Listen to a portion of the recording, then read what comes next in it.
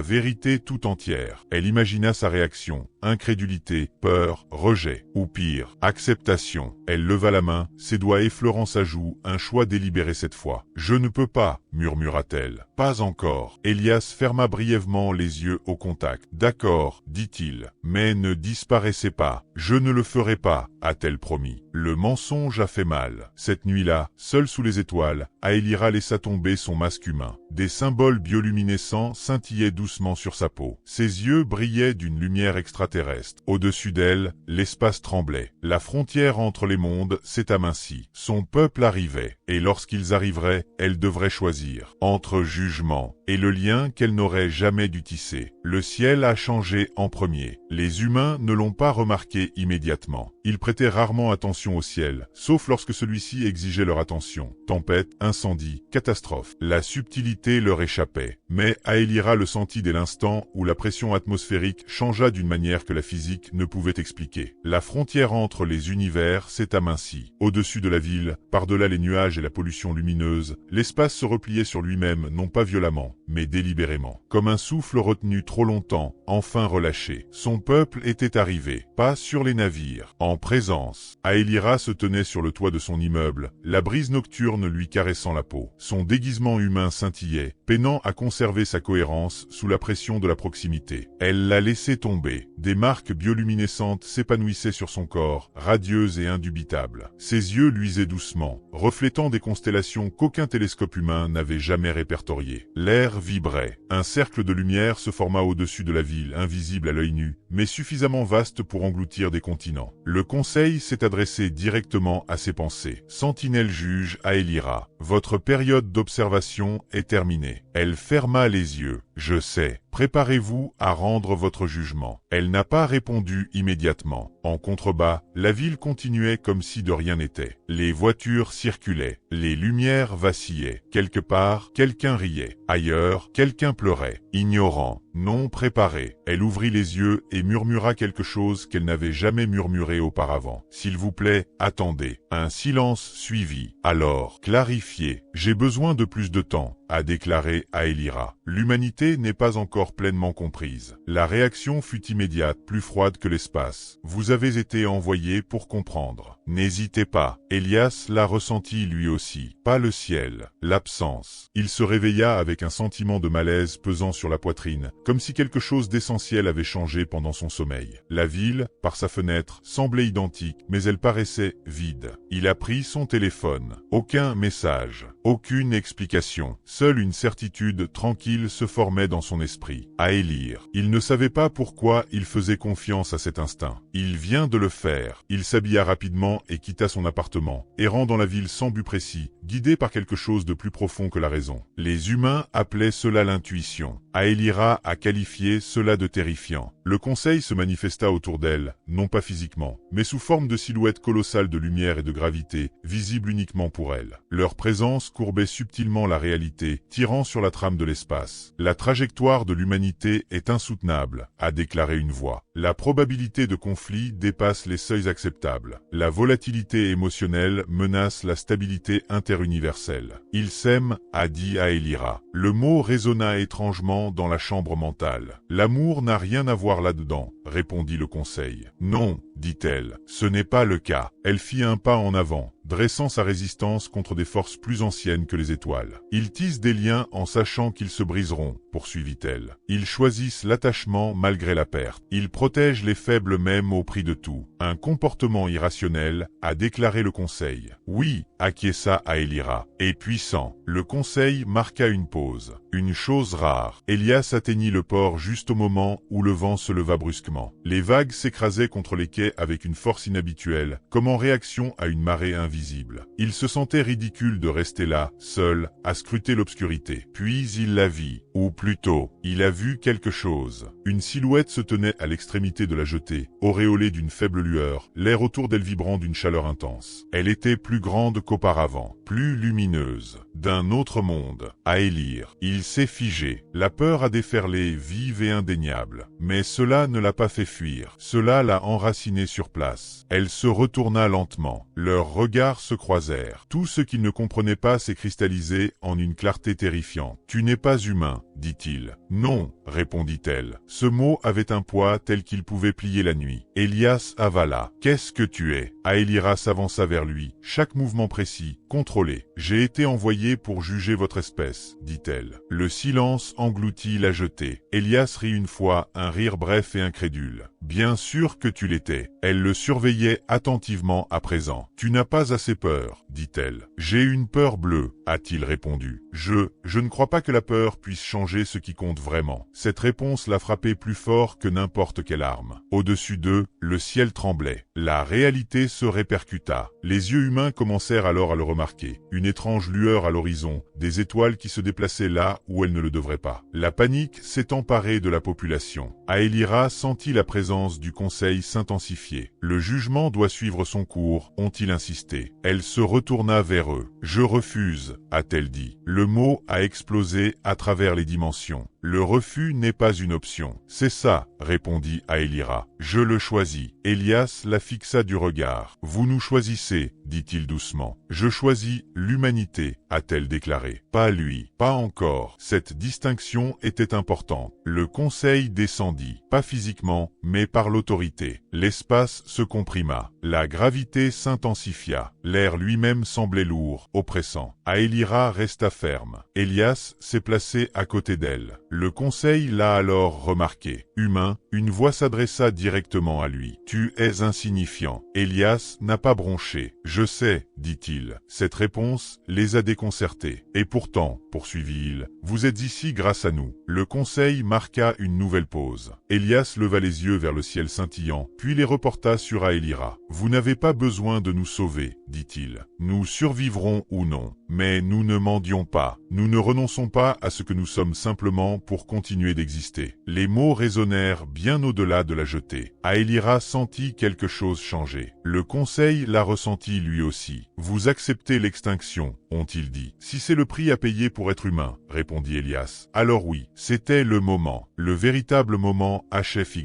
Pas de la défiance, pas de violence. Dignité. Aélira s'avança, sa silhouette entière resplendissant désormais. Une reine de lumière et de volonté. Observez, ordonna-t-elle au conseil. Voilà l'humanité. Elle fit un geste vers Elias. Choisir le sens plutôt que la survie, a-t-elle déclaré. Aimer sans garantie. Affronter l'anéantissement sans se soumettre. Sa voix tremblait, non pas de peur, mais de conviction. Voilà pourquoi, déclara-t-elle, ils doivent endurer. Un silence s'installa à travers les dimensions. Le conseil a délibéré. Les étoiles semblaient retenir leur souffle. Enfin, jugement différé. Aélira chancela légèrement, un mélange de soulagement et d'épuisement la traversant. Elias l'a surprise sans réfléchir. Pour la première fois, elle s'est autorisée à se blottir dans ses bras, non pas en tant que sentinelle, non pas en tant que juge, en tant que personne qui avait fait un choix. Au-dessus d'eux, le ciel commença à se régénérer. La frontière est scellée. Le conseil s'est retiré. Mais plus rien ne serait jamais pareil. Aélira leva les yeux vers Elias. « Je risque de tout perdre, a-t-elle dit. Il esquissa un léger sourire. « Nous aussi, a-t-il répondu. C'est un peu notre spécialité. » Elle rit doucement, un son qu'elle n'avait jamais émis avant de venir sur Terre. Et à cet instant précis, entre deux univers, elle sut. Le jugement était rendu. Mais les conséquences, nous ne faisions que commencer. Le Conseil n'a pas pardonné. Ils ont enregistré. À travers des strates de réalité bien au-delà de la perception humaine, l'événement sur Terre a été enregistré, analysé, archivé non pas comme une décision émotionnelle, mais comme une anomalie structurelle. Un sentinelle avait refusé de juger. Une constante universelle avait été violée. Et les constantes, une fois brisées, exigeaient une correction. Aélira a ressenti les répercussions avant même qu'elles n'arrivent. Tout a commencé par une douleur sourde derrière les yeux, une pression qu'aucun analgésique humain ne pouvait soulager. Puis sont apparus des tremblements à l'intérieur de ces motifs bioluminescents, des vacillements d'instabilité là où régnait autrefois une harmonie parfaite. Elle l'a caché au début. Elias l'a remarqué en tout cas. « Tu t'éteins », dit-il doucement un soir, alors qu'il se tenait sur le balcon de son appartement, regardant la ville scintiller en contrebas. « Je m'adapte », répondit Aélira. Une demi-vérité. Le type le plus dangereux. À travers tout l'univers, le Conseil se réunit à nouveau, non pas en tant qu'observateur, mais en tant que force de l'ordre. Sentinelle Aélira a dépassé son autonomie opérationnelle, a déclaré l'archiviste Mind. Sa présence continue engendre une contagion idéologique. Une autre présence pulsa en signe d'approbation. Elle a influencé une espèce primitive à embrasser la rébellion existentielle. Inacceptable. Elle doit être rappelée. La décision s'est propagée, activant des protocoles restés dormants depuis le dernier schisme interuniversel. Aélira sentit le signal de rappel la frapper comme une lance. Elle s'est effondrée. Elias l'a rattrapée juste avant qu'elle ne touche le sol. Son corps brûlait d'une chaleur anormale, ses marques s'illuminant violemment avant de s'estomper. « Aélira » cria-t-il. Ses yeux s'ouvrirent brusquement, brillant de façon erratique. « Ils arrivent » murmura-t-elle. « Qui » demanda-t-il. « Le Conseil, et pire encore » dit-elle. « Ils envoient des retrieveurs. » Ces mots avaient du poids. Pour la première fois, la peur s'est insinuée dans la voix d'Elias. Que se passera-t-il lorsqu'ils arriveront ici? Aélira le regarda. Puis au revoir. « Je m'arrête » dit-elle. Cette fois-ci, l'humanité a remarqué les changements plus rapidement. Les satellites ont dysfonctionné. Des anomalies gravitationnelles se sont propagées à travers la planète. Les gens rêvaient de ciels impossibles et se réveillaient avec des larmes inexplicables. Et tout sous les bunkers gouvernementaux et les laboratoires de recherche, des instruments ont enregistré quelque chose de terrifiant. Une présence approchant. Aélira savait qu'elle ne pouvait plus se cacher. Le déguisement qui lui permettait autrefois de se fondre parmi les humains la trahissait désormais, vacillant, se déformant, attirant l'attention. Elle a pris une décision. Encore un. « Je dois leur montrer », a-t-elle dit à Elias. « Montrer à qui » demanda-t-il. « L'humanité » dit-elle. « Toute l'humanité. » La diffusion a tout interrompu. Chaque écran, chaque appareil, chaque signal. Aélira se tenait seule devant un fond d'étoiles qui n'en était pas, le voile entre les univers s'était aminci derrière elle. Elle n'a pas traduit son formulaire. Elle n'a pas atténué sa lumière. Elle a parlé. « Peuple de la Terre » dit-elle, sa voix résonnant non seulement par les ondes sonores, mais par la conscience elle-même. « J'ai été envoyé pour vous juger. » La panique s'est emparée des esprits. Les gouvernements se sont précipités. Les gens ont crié. Elle leva la main. « Écoutez » dit-elle, et d'une manière ou d'une autre, ils l'ont fait. « Je t'ai choisi » a-t-elle poursuivi. Et ce choix a des conséquences. Des images ont défilé, la bonté humaine, le sacrifice, l'amour à l'état pur. Des parents protégeant leurs enfants. Des inconnus s'entraidant pour se sortir des décombres. Des mains qui se tenaient dans un dernier souffle. « Voilà pourquoi ils vous craignent » dit-elle. Le Conseil a tenté d'interrompre la transmission. Ils ont échoué. Elias observait la scène depuis la salle de contrôle d'une station de diffusion réquisitionnée, le cœur battant la chamade. Elle ne demandait plus la permission. Elle était en tête. Les récupérateurs apparurent comme des fractures dans la réalité, d'immenses constructions de lumière et de vide, ni vivantes ni machines. Leur unique raison d'être était de corriger les anomalies. Effacées, les villes ressentaient leur présence comme une pression dans l'air, comme une crainte sans raison. Aélira les sentait comme des couteaux plantés dans son âme. « Ils sont là », murmura-t-elle. Elias se tenait à côté d'elle. « Alors ne les affrontez pas seuls. » Elle le regarda d'un air sévère. « Ce n'est pas votre combat. » Il sourit, fatigué, résolu. « Cela nous est devenu à nous dès l'instant où vous nous avez choisis. » Le premier retriever descendit sur l'océan, la réalité se déchirant autour de lui comme du papier. L'énergie déferla, les vagues se vaporisèrent sous sa masse. Aélira s'éleva dans le ciel. « Je ne fuis pas. » Ascendant, sa lumière brillait plus intensément que jamais auparavant, plus contenue, plus retenue. Elle a prononcé un seul ordre, non pas par les mots, mais par la volonté. Le retriever s'arrêta, confus. À elle seule, cette situation était sans précédent. Le conseil observait avec inquiétude. Elle n'exerce plus les fonctions de sentinelle, ont-ils averti. Elle évolue. La peur, la vraie peur, se propagea dans leur conscience collective. Aélira affronta le retriever. « Tu n'as pas été créé pour réfléchir, » dit-elle, « seulement pour obéir. » La construction s'est propulsée en avant. Elle l'a affronté de front. La lumière est entrée en collision avec le vide. L'impact a déchiré les nuages, fendu le ciel, et provoqué des ondes de choc qui se sont propagées à travers les continents. Des yeux humains observaient avec admiration et terreur. Un être d'étoile combattant quelque chose qui ne devrait pas exister. Elias le ressentit alors, l'attraction, pas physique, émotionnelle. Aélira s'épuisait. Utiliser un pouvoir auquel elle n'aurait jamais dû avoir accès. Un pouvoir qui ne naît pas d'une conception, mais d'un choix. Elle va mourir, murmura quelqu'un dans la pièce. Elias n'a pas répondu. Il était déjà en mouvement. Il n'aurait pas dû pouvoir la joindre. Aucun être humain ne devrait. Mais l'humanité a toujours été douée pour franchir les frontières qu'elle n'était pas censée franchir. Un prototype d'engin expérimental, instable, fut lancé sous son commandement. Tandis qu'il s'élevait vers l'impossible bataille, il parla doucement dans le canal ouvert. « Aélira, dit-il, tu ne peux pas faire ça toute seule. » Elle l'a entendu. Et pour la première fois depuis le début de la rébellion, elle a pleuré. Le deuxième retriever est arrivé, puis le troisième. Le ciel s'est fracturé. Aélira a vacillé. Sa lumière s'est éteinte. Le conseil a préparé la sanction finale. Éliminer l'anomalie. Préserver l'ordre. L'appareil d'Elias a fendu les nuages, endommagé mais intact. Il n'avait pas d'armes. Il imposait sa présence. Aélira, cria-t-il. Elle se retourna. Leurs regards se croisèrent malgré l'impossible distance. Vous nous avez appris quelque chose, dit-il, la voix brisée. Que survivre sans donner de sens à sa vie, ce n'est pas vivre. Ces mots ont trouvé un écho. Pas seulement avec elle. Avec d'autres. Partout sur Terre, les humains se tenaient debout. Non armés, non unifiés par commande, mais par décision. Ils ont tendu la main, pas physiquement, mais émotionnellement. Espoir, défi, connexion, ce que le conseil ne pouvait précisément pas quantifier. Aélira sentit cette sensation l'envahir, une résonance qu'elle n'avait jamais connue auparavant. Sa lumière explosait vers l'extérieur, non pas destructrice, mais harmonieuse. Les retrievers se sont figés, fissurés, éclatés. Le conseil a reculé. C'est impossible, ont-ils déclaré. Aélira planait désormais au-dessus de la terre, rayonnante d'une beauté insondable. Non, répondit-elle calmement, c'est l'humanité. Elle se tourna complètement vers le conseil. Et ceci, c'est ma rébellion. La connexion a été interrompue. Les retrievers se sont désintégrés. Le ciel reprit son aspect normal. Mais l'univers avait changé, irrévocablement. Aélira descendit lentement, l'épuisement finissant par l'emporter. Elias l'a rattrapée au moment de sa chute. Cette fois, elle n'a pas résisté. Elle posa son front contre le sien. « Je ne sais plus ce que je suis », murmura-t-elle. Il sourit à travers ses larmes. « Bienvenue dans le monde des humains », a-t-il dit. Au loin, le conseil se retira dans le silence. Il n'avait pas perdu, mais il n'avait pas gagné. Et pour les êtres qui accordaient une valeur primordiale à la certitude, c'était terrifiant. Aélira ferma les yeux, prisonnière d'une espèce qu'elle avait été chargée de juger. Et à cet instant, elle comprit la vérité ultime. Elle n'avait pas uni deux univers par le pouvoir. Elle l'avait fait de son plein gré. L'univers n'a pas riposté immédiatement. C'était peut-être là le plus cruel. Pendant plusieurs jours après la bataille, La terre demeura intacte sous un ciel familier. Les océans s'apaisèrent. Les étoiles reprirent leur place ancestrale. L'humanité respira, rit, pleura et célébra, convaincue que la survie était synonyme de victoire. Mais Aelira le savait mieux que quiconque. Elle ressentit le silence. Elle est restée inconsciente pendant 3 jours. Son corps, qui n'était plus purement sentinelle, ni entièrement extraterrestre, existait dans un équilibre fragile. Ses motifs bioluminescents s'estompèrent en une faible lueur, vacillant comme des braises après un feu mourant. Elias ne l'a jamais quitté. Il était assis dans la chambre médicale faiblement éclairée, construite à la hâte pour accueillir un être que la science comprenait à peine, écoutant le bourdonnement rythmé des systèmes de maintien en vie, plus symbolique que fonctionnel. Son état est stable, a déclaré prudemment l'un des scientifiques. Mais nous ne savons pas ce que signifie stable pour elle. Elias s'acquiesça, lui non plus. Aelira se réveilla dans le silence. Non pas le silence cosmique qu'elle connaissait depuis des millénaires, vaste, ordonné, absolu, mais le calme fragile d'une pièce. Une lumière tamisée, de légers courants d'air, une présence proche. Elle tourna lentement la tête. Elias dormait dans un fauteuil, la tête renversée en arrière, l'épuisement se lisant sur chaque trait de son visage. Sa poitrine se serra, une sensation qu'elle reconnaissait désormais. Regret. À son réveil, il ne parla pas tout de suite. Il la regarda fixement, vraiment fixement, comme pour confirmer qu'elle était réelle. « Tu es resté, dit-elle doucement. « Il fallait bien que quelqu'un le fasse, répondit-il. Tu as la fâcheuse habitude de sauver tout le monde. » Elle essaya de sourire. Ça faisait mal. La nouvelle de sa survie s'est rapidement répandue. Pour les humains, elle n'était plus simplement une extraterrestre. Elle était un symbole, un protecteur, un traître au cosmos. Des foules se rassemblaient devant les bâtiments sécurisés, non par peur, mais par respect. Certains priaient, d'autres protestaient, d'autres encore attendaient simplement, espérant voir l'être qui les avait choisis. Aelira observait la scène à travers un hublot renforcé, partagé entre plusieurs sentiments. « Il ne devrait pas me regarder comme ça, a-t-elle dit. »« Comme quoi ?» demanda Elias. « Comme si j'étais parfaite, a-t-elle répondu. J'ai brisé l'univers. » Elias secoua la tête. « Non, dit-il. Vous avez prouvé que cela pouvait changer. » Le coup est arrivé discrètement. Aelira tenta de toucher un point au-delà de la Terre, de ressentir les courants familiers de l'ordre cosmique qu'elle avait autrefois parcouru sans effort. Aucune réponse. Son lien avec le Conseil était rompu. Il en allait de même pour son accès aux vastes réserves de pouvoir qui, autrefois, coulaient en elle comme un souffle. Elle était diminuée, proche du mortel. Cette prise de conscience l'effraya. Un soir, elle l'a avoué à Elias. « Je me perds, dit-elle d'une voix à peine audible. Ma longévité, ma conscience, ma certitude. » Il écouta sans interrompre. « Lorsque j'ai combattu les retrievers, poursuivit-elle, j'ai dépensé une énergie que je ne pourrai jamais récupérer. La résonance que j'ai utilisée m'a lié à l'humanité pour toujours. » Il lui prit la main. « Et c'est grave. Pour moi, dit-elle honnêtement. Oui. » Elle croisa son regard. « Pour nous, je ne sais pas. » Le Conseil observait de loin. Il ne pouvait plus intervenir directement, au risque de déstabiliser davantage la résonance. La rébellion d'Aelira avait changé la donne. Mais les règles pourraient être réécrites. L'anomalie persiste, a déclaré l'esprit archiviste. Mais son pouvoir décline. Une autre personne a répondu froidement. Laissons donc le temps accomplir ce que la force n'a pu. Ils ont regardé, et ils attendirent. Aelira recommença à marcher parmi les humains, sans déguisement. Elle se déplaçait avec précaution, vêtue de vêtements simples, sa faible lueur dissimulée sous des épaisseurs de tissu. Certains la reconnurent instantanément. D'autres perçurent quelque chose de différent, quelque chose de plus profond. Les enfants furent les premiers à l'approcher sans crainte. Une petite fille leva les yeux vers elle et demanda « Êtes-vous la dame vedette ?» Aelira s'agenouilla. « Oui, je l'étais, » répondit-elle doucement. « Maintenant, j'apprends tout simplement. » La jeune fille sourit. « Ce n'est pas grave, » dit-elle. « Tout le monde apprend. » Ces mots restèrent gravés dans sa mémoire. Elias la regarda se transformer. Elle riait plus doucement maintenant. Elle écoutait plus longtemps. Elle posait des questions qu'elle aurait autrefois jugées hors de propos. Elle devenait humaine. Et cela l'effraya, parce que les humains vieillissaient. Les humains ont craqué. Des humains sont morts. Un soir, alors qu'il contemplait le coucher du soleil depuis une colline tranquille, loin des villes et des satellites, Elias posa enfin la question qui le hantait. « Combien de temps ?» demanda-t-il. Aelira ne faisait faisait pas semblant de ne pas comprendre. « Je ne sais pas, répondit-elle honnêtement. Des années, des décennies, peut-être, pas des siècles. » Il expira lentement. « J'ai toujours su que ça n'allait pas durer éternellement, a-t-il déclaré. Elle se tourna vers lui. « Mais vous espériez. » « Oui, admit-il, je l'espérais. » Le premier signe d'instabilité est apparu sous forme de rêve. Partout sur Terre, des personnes sensibles, artistes, scientifiques, enfants ont commencé à rêver de fissures dans le ciel. De portes s'ouvrant là où il n'y en avait pas auparavant. Aelira le sentit immédiatement. Les univers dérivaient. Sa rébellion avait stabilisé la Terre, mais déstabilisé la frontière. Si elles entrent en collision, expliqua-t-elle d'un ton sombre au Conseil mondial réuni autour d'elle, les deux réalités pourraient s'effondrer. Et vous pouvez l'arrêter, a demandé un dirigeant. Aelira hésita. Oui, dit-elle. Et le prix? Demanda Elias à voix basse. Elle n'a pas répondu. La vérité est apparue plus tard. En privé, le seul moyen de sceller définitivement la faille, dit Aelira d'une voix tremblante, c'est de l'ancrer à une conscience vivante. Elias sentit son sang se glacer. À vous, dit-il. Elle hocha la tête. Je deviendrai la frontière, dit-elle. Un pont vivant, plus pleinement présente dans aucun des deux univers. Et nous? Demanda-t-il. Son silence était une réponse suffisante. L'humanité a argumenté. Certains ont plaidé. Certains ont exigé qu'elle refuse. Mais Aelira avait déjà pris sa décision. Ce fut la conséquence ultime de son choix. Je ne les laisserai pas payer pour ma rébellion, a-t-elle déclaré. Cela s'arrêtera avec moi. Elias se tenait seul avec elle sous les étoiles cette nuit-là. Colère, chagrin, amour, tout s'entremêle en un poids insupportable. Tu ne peux pas décider ça tout seul, a-t-il dit avec véhémence. Elle lui toucha le visage.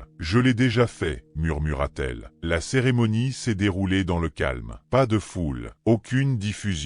Un lieu isolé où la réalité elle-même scintillait ténuement. La ligne de faille entre les univers visible comme un horizon vacillant. Aelira se tenait au centre, la lumière se rassemblant lentement autour d'elle. Elias lui tenait les mains. « Si tu y vas, dit-il, la voix brisée, promets-moi quelque chose. »« Quoi ? Ne nous oubliez pas. » Des larmes coulèrent sur ses joues. « Comme si j'en étais capable, répondit-elle. L'instant s'étira. Surtension. La frontière a commencé à se stabiliser. Aelira sentit son corps s'étirer, sa conscience se divisant, son existence s'allongeant au-delà de la forme physique. Elle a crié une fois. Elias s'avança instinctivement. Et il a fait l'impensable. Il a franchi le seuil. La frontière s'est violemment enflammée. « Aelira, cria-t-il, tu ne seras pas seule face à ça. » Elle se retourna, l'horreur et l'émerveillement se mêlant sur son visage. « Elias, non, tu seras mis en pièces. » Il sourit. « Alors je serai déchiré à te choisir. » Les univers tremblèrent, mais au lieu de s'effondrer, ils ont harmonisé. Deux consciences ancrant la faille, humain et extraterrestre, fini et infini, ensemble. Le Conseil l'a ressenti, et pour la première fois depuis leur création, ils éprouvaient une incertitude mêlée à quelque chose qui frôlait dangereusement l'admiration. La lumière s'estompa, la faille est scellée, et la Terre se dressait entière sous un ciel qui ne serait plus jamais tout à fait le même.